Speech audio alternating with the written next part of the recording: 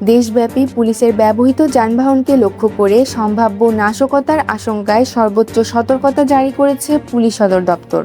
শনিবার পুলিশ সদর দপ্তরের অপারেশনস কন্ট্রোল থেকে পাঠানো এক জরুরি বার্তায় এই সতর্কতা জারি করা হয়। জরুরি বার্তায় বলা হয়, উগ্রবাদী সংগঠনের সদস্য ও দুষ্কৃতকারীরা পুলিশের জিপ, পিকআপ, বাসসহ বিভিন্ন যানবাহনের উপর হামলা চালাতে পারে। গোয়েন্দা সংস্থার এমন তথ্যের ভিত্তিতে মাঠ পর্যায়ের সব ইউনিটকে তাৎক্ষণিক নিরাপত্তা ব্যবস্থা জোরদারের নির্দেশ দেওয়া হয়েছে। পুলিশের যানবাহনের নিরাপত্তা নিশ্চিত করতে কোনো ধরনের শিথিলতা বা অবহেলার সুযোগ নেই।